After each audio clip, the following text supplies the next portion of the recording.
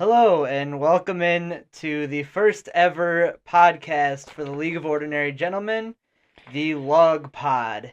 I'm Kyle, the manager of Little Melka. Joined with me are Austin, manager of Toilet Snake, and the host from now on, my good friend Jay. Hey, very happy to be here. I appreciate you boys inviting me on, trying to weasel my way into this league. And I'm going to use every week of this podcast as a way for me to say something about joining. Just you wait. Dad, pay attention. I'll wait my turn. I'll wait my turn, but I'm working my way in. I'm playing the long game. But like I said, I appreciate you guys having me on. I think it's going to be a whole lot of fun. To everyone listening, we're going to try our best. This is probably going to be horrible, and I apologize now, but we're going to do our best with it, have some fun along the way. Hope you come with us and enjoy it. We got a lot planned, and hopefully this will be a really cool time. But first things first, week one, just to get out of the way, we're going to go over the draft. We're going to recap. You guys had your draft this last week. Luckily, me being the host of the podcast here, I have no influence on this league. I am just an outsider, so I get to have all the snappy comebacks about what people did and who they didn't draft or who they drafted, and I get the one who gets to try to moderate these two idiots. But Austin has hot takes. I'm saying it right now. For a snake, I'm pretty smart, actually. we'll get there. Let's get into it. Let's get this draft underway. First team we got up is Deflated. Boys, take it away. What stood out to you? What didn't stand out? Who was your top people in his draft? Austin, you want to go first? I guess so. Um, Deflated didn't do anything that really caught my eye. Outside of Marvin Harrison, but at 101, that's the obvious pick, so I'm not going to give him too much props for that. But I definitely feel like he didn't do anything to hurt his team, which is good. Leggett, he took kind of early at 201, but, if you like your guy, you like your guy. I just think he needed to take a quarterback that's feasible and get over Russell Wilson already. And you don't think that Drake May is that? Not right now. I feel like he's deflated is actually in a weird win now mode, and he drafted for the future. Fair enough. Yeah, obviously the Harrison pick is the obvious choice. I do like the Tyrone Tracy pick. I don't know if he'll be much this year, but I think Devin Singletary is not the answer at running back for the Giants, and I think he has a very real shot of being the RB1 on that team this year. If not this year, definitely next year. I also like Cole Kmet. I probably should have taken him instead of Dallas Goedert. Just as a outsider perspective, I would probably agree. I don't know how much Goddard's got left in the tank, to be completely honest. But hey, it's a late round pick, right? Yeah. The fourth. Yeah, the Kmet pick was the fourth pick.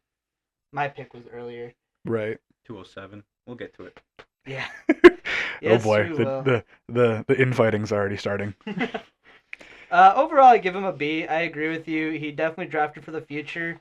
Uh, although I don't hate that. He was the worst team in the league last year, and I think you know, he's definitely trying to build that up to not be in a win now mode, and he's gonna push it to future. I don't know if I agree, but I feel like he could definitely win now if he wanted to. Well, Moving on. on that note, we'll get moving here. Next up, we got one of our lovely co-hosts, Mr. Toilet Snake. It's me. How That's about how a about how lot of about you rookies. how about you cover your draft first, then we'll have our take. Yeah, it's a lot of rookies, but have you seen my team? I'm going to say this is, first of all, me picking my 14 keepers was the hardest thing I've ever done. Not because I had too many guys to pick, but because I didn't know who my 13th or 14th keeper was going to be. My team not good. I need rookies. And I got my rookies, maybe one too many, but I definitely got my rookies. Can I say that you're maybe a homer picking the Bo Nix pick? I agree. I don't think he would have fell to 402. I took him when I could, and I was going to take Benson it if I didn't take Bo Nix there, so I got them both. So I'm not too mad. I do like your neighbor's pick though. I think he could be something depending on how Daniel Jones plays up there in New York, but that's a good pick at 101 or 102, sorry, in my opinion. I got two questions. Walk me through your Brian Thomas pick and walk me through your Jermaine Burton pick. I don't know why you don't like Brian Thomas. He's gonna be the one there easily. You He's think? for sure. He's if he wakes his ass up, he's gonna be Jamar Chase level. Okay. I don't know why you don't like him. That doesn't make any sense to me. Burton, I would have done that pick over. What happened was, I put uh my auto picks or whatever, and I said I'm gonna pick him next without looking at the landscape ahead of me, and there was other guys I wanted there instead. So you took the wide receiver 3 of the Bengals. I think he could be something next year because I Fair don't enough. see Higgins staying. Sure. Overall, I gave you a B plus. I gave myself an A. Of Thank you course you very did. Well, much. You know, it was a we're not great gonna draft. take your opinion there. It's obviously biased. All right. But on that note, we'll move on to next up. We got high class dumpster divers. First off, I'm gonna say, as a guy who watched the last year's college bowl games, I love the Roma Dunze pick. That's just me though. Boys, take it away. I'm gonna start here. Our little friend High Class is kind of like our Atlanta Falcons. Uh, they never fail to take a weird pick. They always pick a really really cool guy. And I'm not gonna say I think that overall their players are good players. I do not think they drafted for their needs at all, which is why I gave them a C.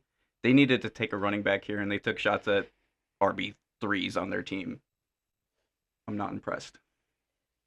I agree. I love the players they took. I think Odunze is going to be good. I think Reed's a great pick. Brian Branch is a great pick. Uh, I do really like their picks. Their running backs are definitely questionable though. They've got one starting running back on their team. Uh, so it's going to be interesting seeing how that shakes out for them in the long run. But I gave them a B minus. Your rating, Mr. Snake. Oh, I said it was a C.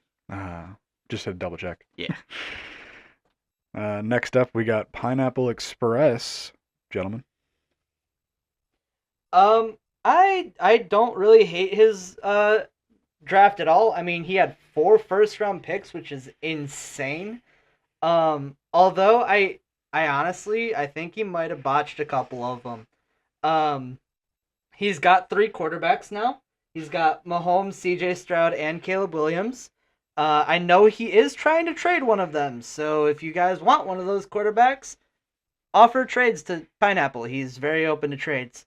He picked Xavier Worthy to go with Patrick Mahomes, I think. Blake Corum, I'm a little questionable on. Kyron Williams was really good last year, so I don't know if he's planning on Williams being shipped out or if he thinks Corum can take over. But I do really like the Keon Coleman pick. I don't know if he would have made it to 104, or 204, I mean. And I do think he has a shot of being the wide receiver 1 on his team. Fair enough. I think his entire first round was high risk, high reward. Xavier Worthy could either be the next Tyreek Hill. I don't see that happening, but he could.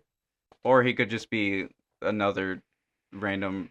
He could have a 20-week game or a 1 point week game. Keon Coleman, I was really high on him pre-draft, but seeing him in preseason, I'm not entirely sold. But taking a shot at him at 111, I'm not mad at that. He could be the wide receiver 1 there. Blake Corum, there was definitely other running backs he could have took there. Outside of that, he definitely took players that are going to help his team. Aiden Hutchinson, I really like in the second round. Overall, I gave him a B. I also gave him a B. Fair enough. Fair enough. Next up, we got a guy who didn't have a pick until the third round. Concussors. He did his best with what he had. He came into the draft. He tried. Very minimal picks, and I feel like every pick he took helped his team. He definitely took some pieces he could start. He got some running back help. I like the rookie Jatavion Sanders he picked up. I really like him. And somehow auto drafted next to Devin Singletary. He's gonna be the starter this year. So he lucked into that. Yeah, he auto drafted Devin Singletary in the 11th round, which is like Austin said, he is the starter of that team right now. I do like the Calvin Ridley pick. I know it's weird being his first pick, but being in the third round, I actually really like Ridley there. I think he is probably the receiver one on that team if Hopkins still hurt, and possibly might outplay Hopkins this year. We'll see. Gus Edwards behind J.K. Dobbins. J.K. Dobbins is always hurt, but so is Gus Edwards, so we'll see how that goes. But yeah, his defensive players that he got is definitely going to help his team as well. Overall, I think it was a decent draft. I gave him B+. Yeah, I gave him a B plus. I would have gave this man an A if he didn't have 3 or 4 empty bench spots I right think now. he's got 3 empty spots. If he filled those up, I probably would have gave him an A. Alrighty, and with that, we have the new boy on the block. We got Big Boy Club. I really like this draft. Outside of the questionable third and fourth round, his entire draft was great for what his team needed. His team is built for a win now. I think that's how he drafted. Um, Devin Witherspoon, I think he could have gotten later, and Brandon Aubrey, a kicker in the fourth, is not a little. It's very early, especially having all 11 picks. I think you get somebody better in the third round, get Witherspoon in the fourth, and I think this draft is an A+. But with that, I just give it an A. Yeah, I agree. I think he took great value in every round he took, except for 3 and 4, Devin Witherspoon and the kicker. I gave him a B because I cannot justify giving anyone who takes a kicker before the 6th round an A. I can't wait until you both are eating your words because his kicker is the best value pick in the 4th round. Just Every wait. team does need a good Just kicker. wait until like week, I don't know, 8 or 9. You guys would be like, man, I shouldn't have said that. Just wait. Brandon Aubrey might be the guy, man. But with that, we have our other co-host, Little Melka. Sir, please let us know about your opinion of your draft. I gave myself a B+. I was not as biased as my co-host over here. He was humble. He was humble. Sure. Dallas Goedert, I think I still like Goddard, but I think I could have gotten him later or gotten a better tight end. So I'm still debating on that one whether that's a good pick or not. Uh, Linebacker. Other than that, I really needed defense, and I got a lot of defense, and I got a lot of good players at defense. Granderson's really good. I think my depth pieces on offense, Dobbins and Sutton being my RB5 and wide receiver 5 are great depth pieces. So, yeah, I think it's all right. I gave myself B+, like I said. I gave you an A. I'm gonna be real with you. I think you're a little too humble. Depending on how Dobbins works out, I might give you an A+. But you filled all the holes you needed, and you took some shots at the receiver and running back, and I like the boldness. I liked it.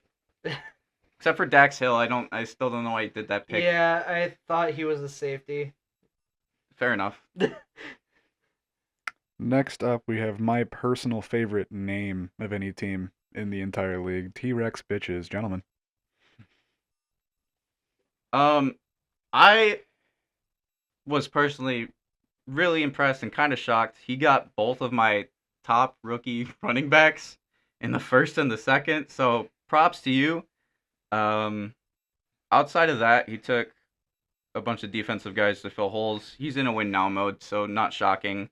The only thing I didn't like was him picking up guys he just dropped and that he wanted like a first round pick for, and he got him in like the 5th. But you know,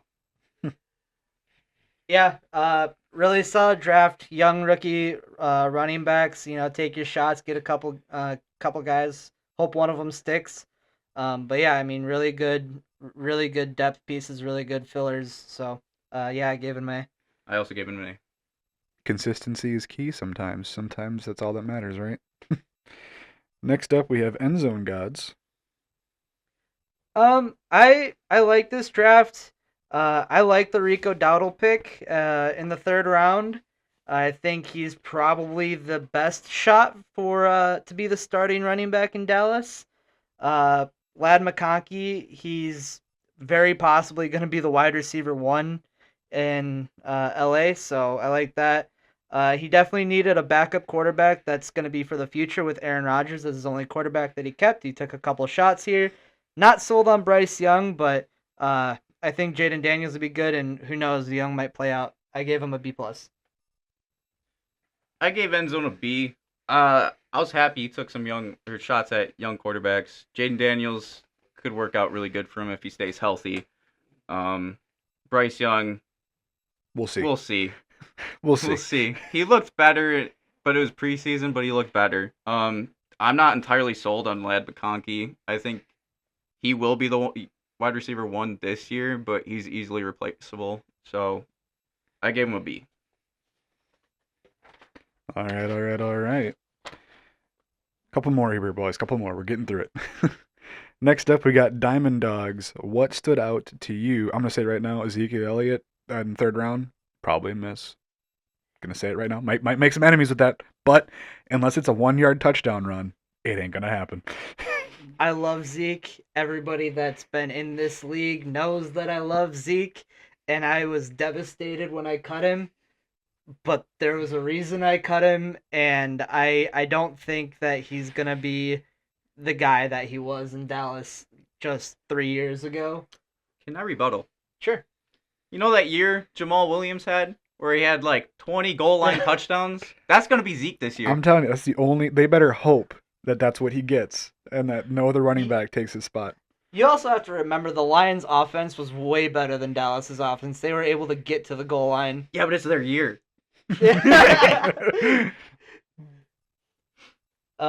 Yeah, other than that, I don't really have much. He already cut Elijah Mitchell, which was super unfortunate happening, being on IR. I would have liked that as a depth pick, with CMC being on his team, but yeah, that's unfortunate for him. Other than that, I thought it was a good draft for a win now team. I gave him a B. Yeah, I'm looking right now, and he currently has both backups for Dallas. I don't know how that's going to work out for him. I guess he can take the winning back, whoever's better. Good luck, I guess. Ray Davis with the 210. Oh yeah, he's got Dalvin Cook too. Yeah. I forgot about that. Ray Davis at the 210. I don't see him panning out much. I'm pretty high on James Cook, but if you think Ray Davis is going to outtake him, I mean, take your shot. Respect. Outside of that, he didn't do anything to hurt his team, but he's very much in a win now mode, so. Alrighty, next up we got Barn Burners. Papa Melka here just wanted to take nothing but the D.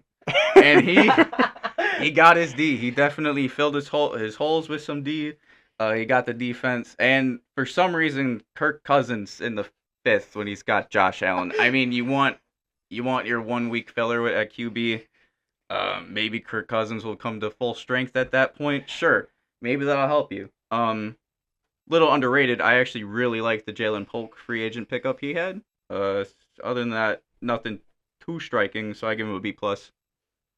I gave him an A minus. He filled every hole he had with the D. We're so demonetized. We're so demonetized. But yeah, he took every safety and edge rusher and linebacker that was available, it felt like. Although I did steal Bradley Chubb from him, and he was very upset about that, so I take pride in that. We all stole players from him. It's fine. Alrighty. Last but not least, we got Slap Yo Mama. Gentlemen, let's wrap this draft up. If Nick Chubb doesn't come back, Jerome Ford at 112 is a great pick. I don't know the status of Chubb right now, so I don't know the status of that pick. He's at least 4 weeks out. Okay, so he'll be good for a bit. Deshaun Watson, I'm not a big fan of. Braylon Allen, I'm not a big fan of. He's going to be behind Breece Hall. Bucky Irving, I actually think is an underrated pick. I don't think the coaching staff in Tampa Bay likes White, so I think there's a chance that he pulls out. Other than that, I really like his Jameson Williams pick. So, yeah, I gave him a B minus. He filled some other stuff, other random needs that he had, but I think the Jameson Williams pick is going to be a huge one for him. I'm going to be mean. I would have hated this draft if it went to any other team, but Slap Your Mama's going to slap your mama for the next 5 years. He's in a position to win it no matter who he takes. So he can take it when I say I don't think the 2 rookie running backs he took he took him pretty early. I don't think they're gonna pan out for him. Braylon Allen's behind a stud in Brees Hall. At least I'm hoping because I'm biased because he's on my team. Bucky Irving, I don't think is going to translate to the NFL terribly well. Deshaun Watson, why? I do really like the Jameson Williams pick, but other than that, I do not like this draft. I'm sorry, I gave you a C minus. I say, is the C minus your lowest grade? It's my lowest It grade. is, yeah. Man, But it we doesn't matter. we gotta get a trophy for that. It doesn't matter because he's going to win it again anyway. Alrighty, and that concludes our draft recap. Gentlemen, we got through it. It was a minute, but man, I am looking forward to this year. How about y'all? I'm very, very excited for all my players to get injured because I jinxed them by putting them on my team. Yeah, I'm excited for it, and I'm excited for this podcast. Hopefully, you guys enjoy it. My plan is to do. Our plan is to release every Wednesday or Thursday, and talk about, the league. Puka Nakua. Next week, I believe, in our little week in between season here, I think we're gonna go over what our bets for the year. Our yearly predictions. Yep, we're gonna go over yearly predictions. We're gonna go over some other key things we'll talk about in each podcast, just to give you a filler in between this draft episode and our first actual week recap. But until then, this has been the Gentleman at the Log podcast. We'll see you next time.